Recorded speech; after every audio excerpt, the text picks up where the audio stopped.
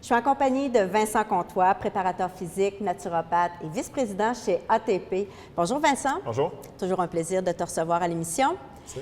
Cette semaine, Vincent, on va parler des différents moments ou sinon, y a-t-il un meilleur moment pour s'entraîner? Soit qu'on veut perdre du poids ou soit qu'on veut muscler, qu'on veut augmenter notre musculature. Si on prend la courbe hormonale, selon la production d'une hormone qui s'appelle le cortisol, cette hormone-là est plus élevée le matin. Donc, ça va avec la lumière. Donc, plus on a de lumière, plus on produit de cortisol. Donc, le matin, habituellement, le corps est dans une meilleure position pour faire l'exercice. Dépendamment de la récupération des gens, dépendamment de l'horaire des gens, l'important, c'est de bouger. Là, ça, on ne le dira jamais assez. Mais le matin serait une meilleure période dans la journée pour faire l'exercice parce qu'on a tout le temps de décompresser, de mieux récupérer le soir. C'est une période qui est propice là, vraiment à faire de l'activité. Donc, avant midi, là, ça serait le meilleur. Et le matin, est-ce qu'on doit déjeuner avant? Est-ce qu'on doit prendre, par exemple, un supplément ou tout simplement on se lève un petit peu d'eau puis on peut s'entraîner? On peut s'entraîner à jeun le matin. Encore là, ce n'est pas un conseil que je donne. Ça dépend de l'intensité. Ça dépend de l'intensité, ça dépend de la condition physique de la personne, ça dépend du type d'entraînement. Donc, il y a plusieurs choses à regarder. Mais c'est possible de le faire. S'hydrater, c'est une bonne chose toujours. Un bon grand verre d'eau. Si on fait de l'activité cardiovasculaire seulement, ça se fait très bien à jeun. Si on a une activité un peu plus anaérobique, donc plus en force, puis tout ça, souvent, c'est mieux d'avoir un peu plus d'énergie en banque.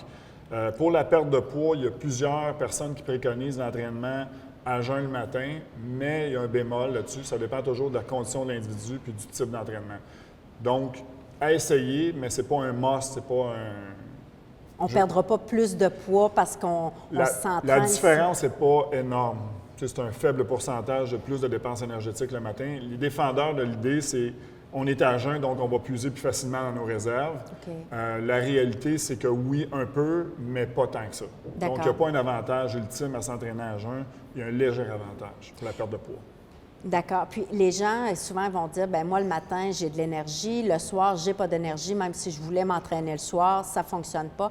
Est-ce qu'il y a une différence? Si les gens, dans le fond, vont persister puis vont dire, bien même si ça me tente pas, je vais m'entraîner, est-ce que c'est qu'ils vont perdre moins de poids ou sinon... Les habitudes changent. C'est sûr que si on n'est pas un matinal, les premiers temps qu'on va s'entraîner le matin, on va le trouver ça dur. Mais avec le temps, si on s'entraîne plus tôt le matin, on a une plus grande dépense énergétique, on arrive plus fatigué le soir, souvent on se couche plus tôt, puis à un moment donné, on retourne la roue. Mais les gens qui s'entraînent le soir, le défaut de ça, c'est qu'on augmente encore cette fameuse hormone-là du cortisol. Le cortisol, c'est une hormone d'adaptation au stress. L'exercice, c'est une forme de stress. Nécessairement, notre corps, c'est pas qu'on fait quelque chose de bien pour lui sur le moment. Il vit un stress. Il faut qu'il bouge, il faut qu'il se dépasse. Les gens qui jouent dans des ligues de hockey de garage, là, c'est très dangereux pour la santé, ça. Si on n'est pas en condition physique, on va se dépasser le soir, après avoir soupé, après avoir travaillé. On n'est pas là, c'est dangereux pour les crises cardiaques, tout ça, mais on voit ça arriver assez souvent. Donc, il faut avoir une certaine condition physique pour faire un effort de haut niveau. Puis c'est plus dangereux en fin de journée qu'en début de journée. Donc, le soir, habituellement, c'est une période pour relaxer avant de se coucher, non de s'activer de haute intensité.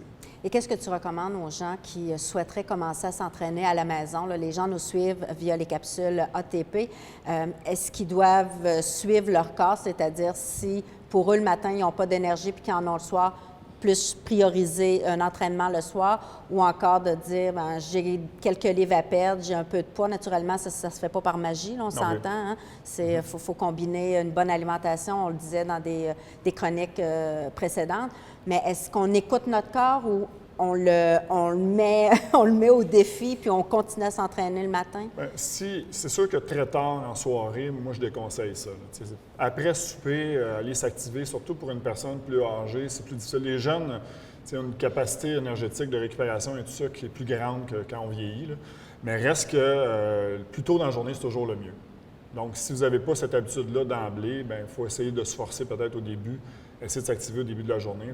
Il y a un avantage. Il y a une plus grande dépense énergétique qui peut être reportée dans toute la journée. Nécessairement, on s'est activé, on a plus d'énergie. Puis on a tendance à se fatiguer plus de bonne heure, on se couche plus tôt, on récupère mieux. On suit plus le rythme circadien qu'on appelle. Là. Donc, le cycle éveil-sommeil est plus naturel dans cette façon de faire. Là. Et un petit truc pour nos téléspectateurs, qu'est-ce qu'on mange après s'être entraîné pour déjeuner, par exemple? On s'entraîne le matin, qu'est-ce qui est le meilleur qu'on a chez nous, là, quelque chose qui est dans le frigidaire? Bien, le plus important, je pense, c'est d'avoir les 3 macronutriments. Donc, c'est pas un macronutriment, c'est pas juste des glucides ou juste des protéines. c'est un ensemble de tout ça. Des protéines qui vont se digérer bien pour avoir une bonne assimilation, pour nourrir les muscles qui ont travaillé. Donc, les œufs, ça serait un très bon exemple, de faire un œuf avec un rôti, avec un beurre d'amande, par exemple. Moi, j'aime mieux le beurre de noix que le beurre d'arachide. Les valeurs nutritives sont plus intéressantes. Quelque chose de relativement simple, des fruits. Éviter les jus, par exemple. Souvent, c'est trop de sucre concentré. Moi, j'aime mieux manger le fruit au complet. Les gens ne réalisent pas, mais un verre de jus d'orange, il y a plusieurs oranges là-dedans. Donc, manger une orange, c'est équivalent d'une once de jus. On a assez, puis on a toutes les fibres, tout ça, avec le fruit complet, qu'on n'a pas juste dans le jus. Donc, un fruit, un œuf, une toast, quelque chose de relativement simple. Puis, c'est encore là, c'est toujours une question de quantité. De quantité, exactement. Effectivement. Donc, c'est un rendez-vous via notre site Internet votrebilansanté.tv pour nos capsules ATP ainsi que sur notre chaîne YouTube. D'ici là, je vous souhaite une excellente semaine.